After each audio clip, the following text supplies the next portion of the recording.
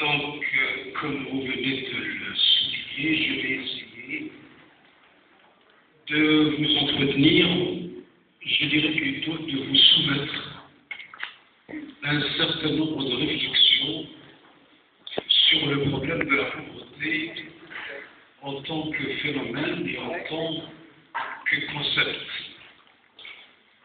Monsieur Baudry tout à l'heure avait parlé des difficultés à lutter contre le phénomène de la pauvreté et encore plus d'éradiquer la pauvreté. Monsieur Baudry aussi nous dira peut-être tout à l'heure quelques mots, mais je pense que comme on a pendant un certain temps parlé du mythe du développement, on pourrait peut-être aussi parler un petit peu du mythe de l'éradication de la pauvreté. À mon avis, il faut commencer tout d'abord par cette remarque d'ordre général. Je ne pense pas qu'on puisse éradiquer la pauvreté. La pauvreté a toujours existé, depuis que l'homme existe. Et elle existe toujours et certainement qu'elle existera par la suite. Elle existe partout, aussi bien dans les pays développés que dans les pays sous-développés. Et on la retrouve aussi à l'intérieur des pays, à l'intérieur des régions, à l'intérieur des familles et même au niveau individuel. Et donc je pense qu'il faut, c'est essayer de trouver les moyens les plus efficaces pour non pas éradiquer, mais essayer de diminuer un petit peu la pauvreté, de trouver les moyens efficaces aussi pour, si vous voulez, aider un petit peu ceux qui sont dans la pauvreté de faire face à leur situation. Alors pour cela, je pense que lorsqu'on analyse le phénomène de la pauvreté et le concept de la pauvreté, il faut tout d'abord faire un certain nombre de remarques qui, à mon avis, peuvent nous aider à mieux appréhender ce concept et donc à mieux trouver les moyens pour lutter contre le phénomène. La pauvreté, comme tout phénomène social, pose un certain nombre de problèmes qui sont particuliers aux phénomènes sociaux. Des difficultés qui sont particulières aux phénomènes sociaux, même si, bien sûr, le phénomène de la pauvreté peut présenter certaines particularités par rapport aux autres phénomènes sociaux. Mais d'une manière générale, je pense qu'on peut distinguer 4 grands problèmes, 4 grandes difficultés, obstacles, que rencontrent tous ceux qui s'intéressent à cette question. Je vais d'abord vous les énumérer avant d'essayer de dire quelques mots sur chacune de ces difficultés. Alors le premier obstacle que rencontre le phénomène de la pauvreté, le concept de la pauvreté, c'est un problème qui a trait à la difficulté de cerner le phénomène. Le phénomène est difficile à cerner. Les frontières du phénomène ne sont pas très bien décrites, ne sont pas très nettes. Elles sont floues. L'objet même de la pauvreté, lui aussi, n'est pas précis. Et c'est là la première difficulté, c'est la difficulté de la définition du phénomène. Qu'est-ce que c'est que la pauvreté? C'est le premier problème que rencontre le phénomène. Le deuxième obstacle, c'est lorsqu'on va s'intéresser aux causes et aux facteurs de la pauvreté. Là aussi, comme tout phénomène social, on s'aperçoit qu'il y a 2 questions fondamentales qui se posent. La première, c'est qu'il y a beaucoup de facteurs de la pauvreté. Et tout d'abord, il faut les recenser. C'est le premier problème. Comment recenser toutes les causes, tous les facteurs. Il ne faut pas oublier un seul, facteurs, une seule cause, sinon le résultat va se trouver faussé. Donc la première difficulté là aussi, c'est celle de recenser tout ce qui peut expliquer ou entretenir la pauvreté. L'autre difficulté, peut-être aussi qui a le plus retenu l'attention de ceux qui se sont penchés sur le problème de la pauvreté, c'est celui de la quantification. Comment quantifier les causes, comment quantifier les facteurs, d'autant plus que ces causes, ces facteurs sont essentiellement d'ordre qualitatif. Les principales causes, les principaux facteurs qui interviennent dans la pauvreté sont des causes et des facteurs d'ordre qualitatif, c'est-à-dire qui échappent à la mathématisation, qui échappent à la quantification. Or, la quantification est un stade indispensable dans la connaissance de tout phénomène. Si l'on veut connaître un phénomène d'une manière scientifique, rigoureuse, il faut le quantifier à un moment ou à un autre. D'où l'autre difficulté fondamentale. Troisième obstacle, difficulté. Le troisième obstacle, la difficulté, c'est, et là je pense que notre ami Deluchy, qui est un statisticien, peut nous dire aussi quelques mots sur cette question, c'est le fait de donner à chaque facteur le poids qu'il mérite dans l'explication du phénomène. C'est une autre question fondamentale. Non seulement il faut recenser toutes les causes et tous les facteurs, mais encore faut-il déterminer quelle est l'importance de chaque facteur, de chaque cause dans l'explication du phénomène. C'est ce qu'on appelle le système de pondération. Pour pondérer. Parce que toutes les causes, tous les facteurs n'ont pas le même poids, n'ont pas la même importance. Et enfin, une autre difficulté, c'est lorsqu'on passe à l'action, lorsqu'on veut changer, lorsqu'on veut faire quelque chose pour lutter contre la pauvreté, c'est l'efficacité des politiques de lutte contre la pauvreté. Alors là aussi, il y a pas mal de problèmes qui se posent à ce niveau-là.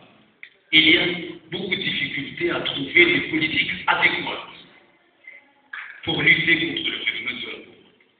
Alors ce sont là les 4 principaux problèmes, obstacles, qui, à mon avis, posent le plus de problèmes à ce phénomène de pauvreté qu'on n'a pas encore arrivé jusqu'à maintenant à bien maîtriser. Alors je vais essayer de vous soumettre, comme je l'ai dit tout à l'heure, beaucoup plus des réflexions que des réponses, que des solutions toutes faites, en essayant de relever ce qui constitue la difficulté.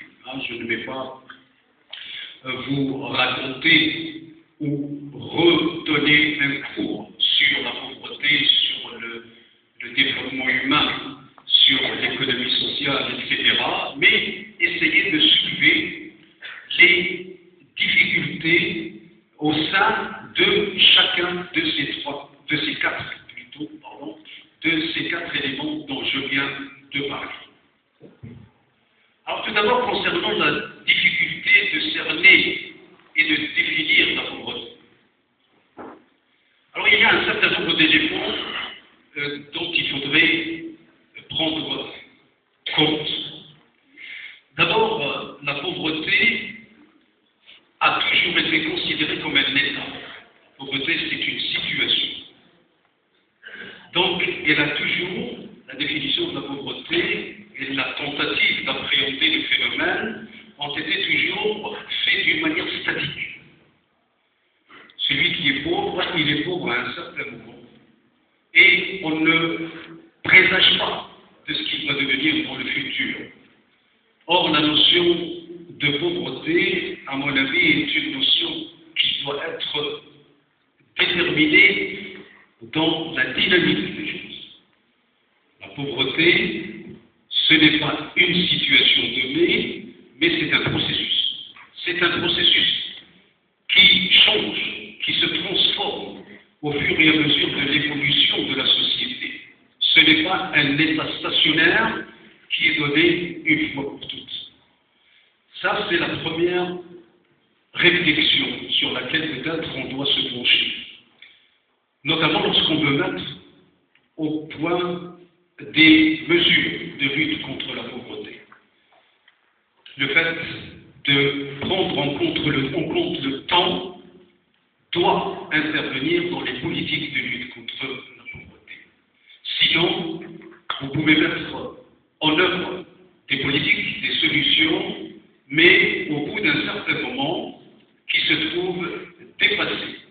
La pauvreté à laquelle vous avez voulu faire face a été dépassée par les événements, a été dépassée par le temps, et vous êtes alors en train de trouver des solutions à quelque chose qui n'existe pas, ou qui a changé, qui n'est plus le même. Deuxième difficulté aussi à laquelle il faut peut-être réfléchir sur le problème de la pauvreté, c'est que celle-ci est un des aspects fondamentaux d'un autre phénomène beaucoup plus global, qui est le sous-développement. La pauvreté est un aspect fondamental du sous-développement, mais ce n'est qu'un aspect. Or, pendant très longtemps, et jusqu'à maintenant aussi, on a beaucoup confondu entre les deux. On a confondu les deux concepts. La pauvreté signifie sous-développement. Et le sous-développement signifie pauvreté. Et donc, par opposition, la richesse, ça veut dire le développement. Or, à mon avis, c'est une erreur. Et définir la pauvreté en tant que sous-développement, justement, pose un autre problème. On définit quelque chose, on a l'impression de définir quelque chose, alors qu'on définit autre chose. Bien sûr, comme je l'ai dit, c'est un aspect fondamental. Il y a des imbrications, il y a des relations, il y a des interactions, mais ce n'est pas le même phénomène. Ce sont deux phénomènes, à mon avis, qu'il faut quand même, d'un point de vue de l'analyse, d'un point de vue de la science, qu'il faudrait séparer. Troisième élément, à mon avis aussi, fondamental lorsqu'on veut définir la pauvreté, c'est justement l'imprécision des frontières. Où commence un état de pauvreté et où se termine l'état de pauvreté. Il n'y a pas une frontière très nette, il n'y a pas de frontière très précise. Certains, par exemple, qu'on peut considérer comme, je les appelle un petit peu les libéraux, donnent une définition de la pauvreté qui est purement monétaire, purement matérielle, économique. C'est celle où l'on est dans l'incapacité matérielle, monétaire, de satisfaire les besoins fondamentaux. Là encore, toute la question est de savoir qu'est-ce qu'on appelle les besoins fondamentaux. D'autres, qu'on peut appeler socialistes, socialisants, poussent les frontières encore un peu plus loin et disent que la pauvreté doit être analysée aussi en termes d'inégalité de la pauvreté. La pauvreté, c'est une chose, il y a aussi l'inégalité de la pauvreté, et là, on fait intervenir, on intègre donc d'autres éléments, autres que les besoins fondamentaux. Et là, on parle beaucoup plus de l'exclusion sociale. Parler de la pauvreté, c'est beaucoup plus l'exclusion sociale qui est déterminée. Actuellement, certains élargissent encore un peu plus les frontières de ce concept et de ce phénomène en introduisant, comme vous le savez, les phénomènes et les éléments environnementaux, écologiques. Certains estiment que ces éléments-là, ce sont eux qui actuellement jouent le rôle le plus important dans la détermination du développement, du sous-développement et donc aussi de la pauvreté. Et donc il faut les inclure aussi. La destruction de la nature, la destruction de l'écologie, des écosystèmes est un élément qu'il faudrait aussi faire intervenir dans ce concept, dans ce phénomène de pauvreté et d'exclusion sociale. Autre problème aussi qu'il faudrait soulever dans cette question de la définition, je crois que c'est l'un des problèmes les plus importants, parce que lorsqu'on a bien défini le phénomène, lorsqu'on a bien précisé l'objet et le contenu de ce phénomène, on a déjà fait un grand pas en un. L'autre élément, c'est que la pauvreté en tant que concept est souvent confondue avec la pauvreté en tant qu'indicateur. La pauvreté, par exemple, est définie comme étant un seuil au-dessous duquel se trouverait une certaine catégorie de gens. Par exemple, on dirait, c'est la pauvreté, les pauvres, ce sont ceux qui ont un revenu inférieur à $2 par jour, par exemple. Ou, même si on prend des indicateurs beaucoup plus élaborés, comme l'IDH, l'indice de développement humain, on définit, finalement, l'IDH définit la pauvreté par un indicateur, dans la mesure où il dit la pauvreté, c'est lorsque l'indice de développement humain est inférieur à certains, par exemple 0,50. Et donc là, on confond le concept avec l'indicateur. Or là aussi, c'est un problème très important. Pourquoi? Parce que ce sont deux choses différentes, surtout si on a à l'esprit la remarque que j'ai faite tout à fait au départ, c'est que la pauvreté présente des aspects qui sont essentiellement qualitatifs et qui échappent à la quantification. Alors, lorsque vous confondez les deux, vous voyez que ça ne peut qu'aboutir à un certain nombre de mauvais résultats et donc de mauvaises appréciations du phénomène. Voilà ce qu'on peut, je pense, soulever comme problèmes fondamentaux concernant la définition du phénomène de la pauvreté. Le deuxième obstacle fondamental aussi à ce concept et à ce phénomène, c'est la multiplicité, la diversité et la complexité lorsque on s'intéresse des facteurs et des causes de la pauvreté. En effet, la pauvreté, comme je l'ai dit tout à l'heure, c'est un phénomène social. Or, tout phénomène social se caractérise justement par une multiplicité des causes et des facteurs. Et c'est ce qui fait, par exemple, que l'on fait beaucoup plus d'avancées, on fait beaucoup plus de progrès dans les domaines des sciences exactes, des sciences de la nature, des sciences de la matière, que dans les sciences sociales. Parce que dans les sciences de la matière, les sciences de la nature, les causes sont généralement peu nombreuses. Il y a une, deux causes, même une seule, puisque les fonctions mathématiques les plus utilisées pour trouver les causes, elles sont de la forme y est égale à f de x. Or, ceci, ça n'existe pas dans les phénomènes sociaux. Il n'y a aucun phénomène qui ne dépend que d'un seul et unique autre phénomène. Il y a toujours beaucoup de phénomènes qui expliquent le phénomène étudié. Et comme je l'ai dit tout à l'heure, c'est deux questions fondamentales que pose cette difficulté. Le recensement de toutes les causes et les facteurs, et le poids de chaque cause et de chaque facteur.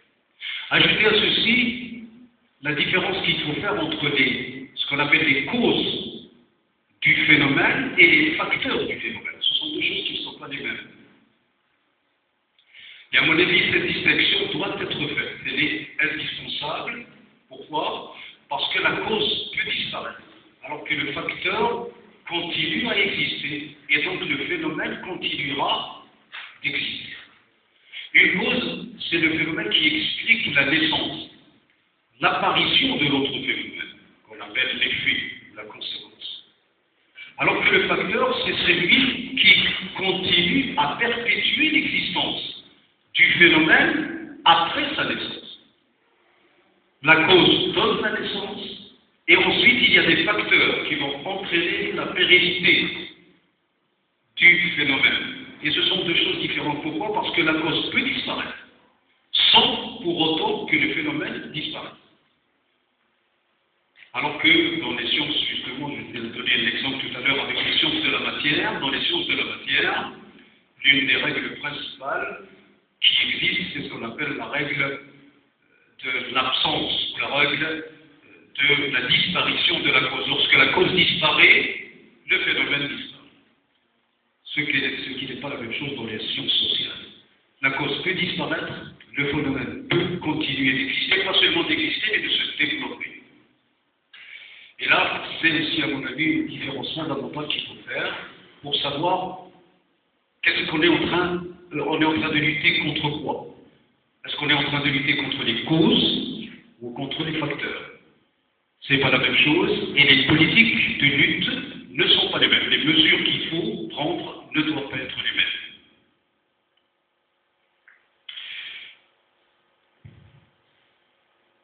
Donc, une autre difficulté aussi, je viens de dire, c'est de recenser toutes les causes et tous les facteurs. Oublier une cause, oublier un facteur, l'ignorer. Ignorer aussi. On peut oublier, c'est un problème, on peut ignorer aussi. Pourquoi ignorer? Parce que les causes et les facteurs, comme je l'ai dit tout à l'heure, sont essentiellement qualitatifs. Et des fois, parce qu'ils sont qualitatifs, qu'on ne peut pas quantifier. Difficulté à mathématiser, qu'est-ce qu'on fait? On les ignore, on les rejette. Et on simplifie. On simplifie en pensant que c'est une procédure scientifique, mathématique. Parce qu'en mathématiques, on peut simplifier. Vous savez, 4 sur 2, on peut simplifier et dire que c'est égal à 2. 4 sur 2 et 2, c'est la même chose. Dans les sciences sociales, ce n'est pas la même chose. 4 sur 2, ce n'est pas pareil. On ne peut pas simplifier. Tout phénomène est un phénomène unique. Tout phénomène est un phénomène particulier, auquel il faut trouver des solutions particulières. Et on ne peut absolument pas simplifier.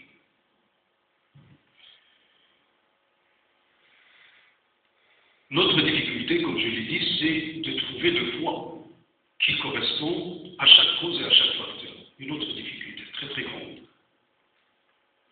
Alors, bien sûr, on peut utiliser les techniques statistiques du calcul du coefficient de corrélation, multiple, etc. Mais dans le domaine des sciences sociales, je pense maintenant que M. Delichy peut-être aurait pu nous faire un petit exposé sur cette question-là, à l'utilisation de statistiques dans les sciences sociales, a peut-être une autre fois, il nous dira peut-être ce qu'il en pense tout à l'heure.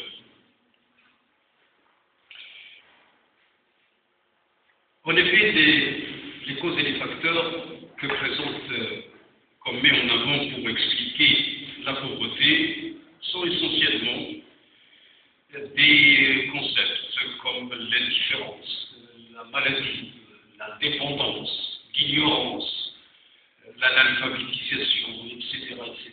Tous ces phénomènes, comment les quantifier, comment les évaluer? Toute la question est là. D'ailleurs, même la Banque mondiale, lorsqu'elle a voulu passer d'un indicateur purement quantitatif qui est le PIB par exemple par habitant ou le BNP par habitant, et qu'elle a essayé de mettre au point un autre indice qui tiendrait compte notamment de la scolarisation et de la santé, a trouvé un autre indice qui est un petit peu plus élaboré, mais qui reste encore très très limité.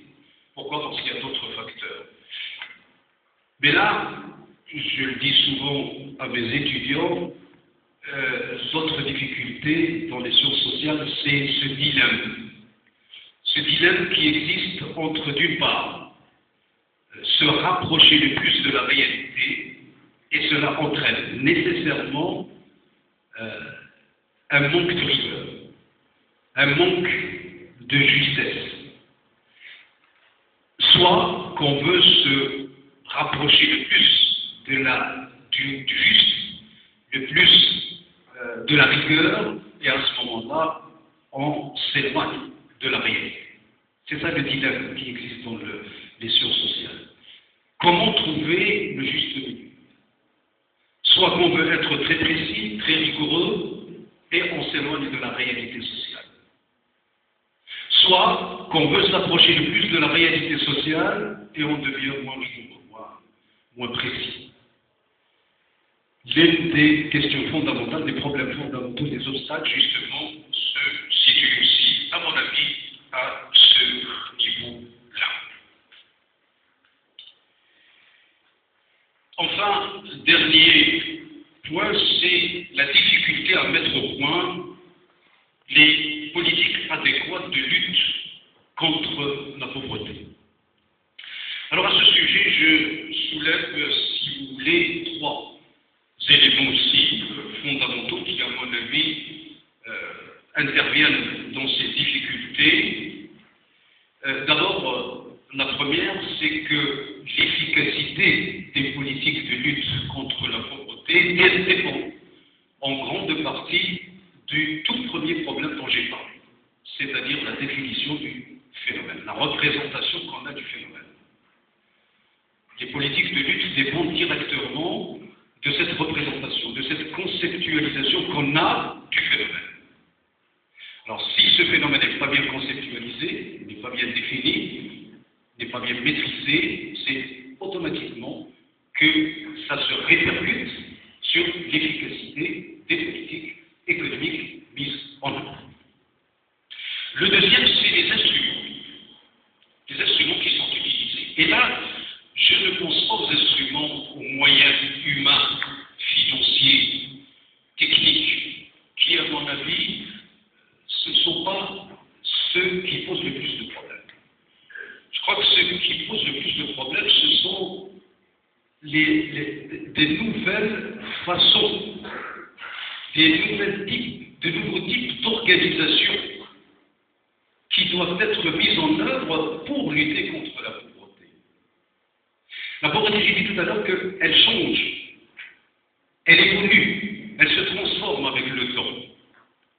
Et à chaque fois, il faut trouver de nouvelles manières, de nouveaux types d'organisation.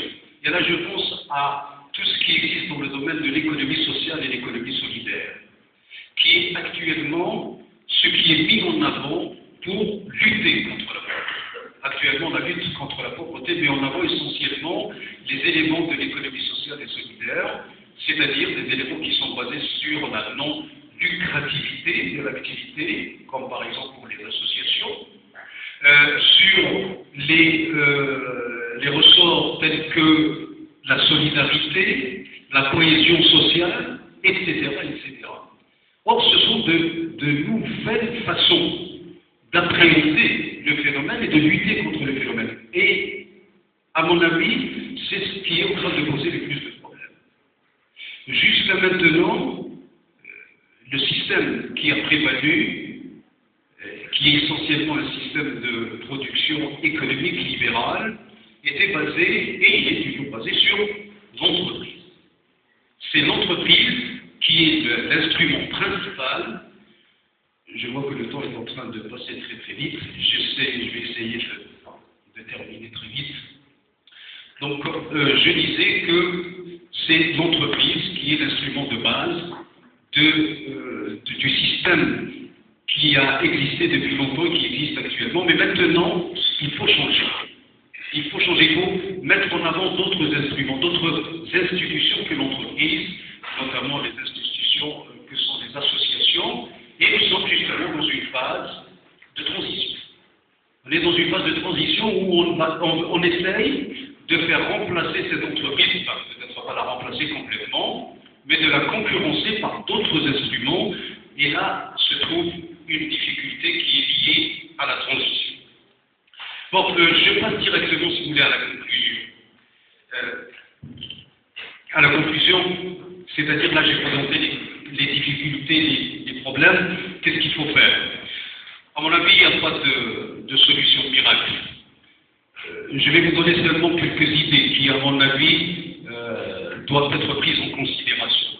Je pense qu'il faut distinguer deux domaines. Le domaine de l'analyse, le domaine de la description, le domaine de la définition et le domaine de la politique à suivre, le domaine de la stratégie de lutte contre la pauvreté. À mon avis, dans le premier domaine, ce qu'il faut faire, il faut utiliser la méthode analytique. Analyser. Analyser au sens de découper, au sens de diviser, dissocier pour mieux comprendre. Et donc, à mon avis, l'existence d'une multitude d'explications, d'une multitude de définitions, d'une multitude d'indicateurs n'est pas un problème en soi. Au contraire, dans le domaine de l'analyse, de la description, ça ne peut qu'enrichir le concept et ça ne peut que nous aider à mieux appréhender le phénomène. Donc, à ce niveau-là, il faut appliquer l'analyse au sens étymologique du terme, au sens d'objet de connaissance, objet de la gnose, comme dirait Monsieur Nagy. Alors que dans l'autre domaine, le domaine de la politique de lutte contre la pauvreté, au contraire, il faut considérer le phénomène de la pauvreté non pas en tant qu'objet de la science, en tant qu'objet d'étude, de connaissance, mais plutôt en tant qu'objet de la chose publique, en tant qu'objet politique. C'est-à-dire faire un autre type, une autre méthode qu'il faut utiliser, c'est la synthèse, et non pas l'analyse. La synthèse au sens où il faut intégrer tous les aspects. À ce moment-là, ce n'est plus divisé, ce n'est plus dissocié, mais plutôt rassemblé, intégré. Agir sur tous les fronts, agir sur tous les aspects. Et, bien sûr, c'est très difficile, c'est facile à dire qu'à faire, mais à mon avis, c'est la méthode qu'il faut faire. Il faut considérer que le phénomène de la pauvreté, il n'est pas définitif, n'est pas un objet qu'on connaît scientifiquement, parfaitement. Non, on doit le considérer comme un concept, comme un phénomène qui est en train de se construire. Qui est en train de se construire au fur et à mesure de la progression de la société vers, justement, ce mythe qui joue un rôle. Le mythe, ce n'est pas tout à fait négatif. Le mythe, ça joue un rôle. C'est un idéal qu'on veut atteindre, celui d'éradiquer la pauvreté. Donc, poser le mythe de l'éradication de la pauvreté, mais tout en faisant une attaque, si vous voulez, qui soit beaucoup plus réaliste et qui soit beaucoup plus globale. Moi, je crois que je vais m'arrêter là et je passe la parole à M. le Président.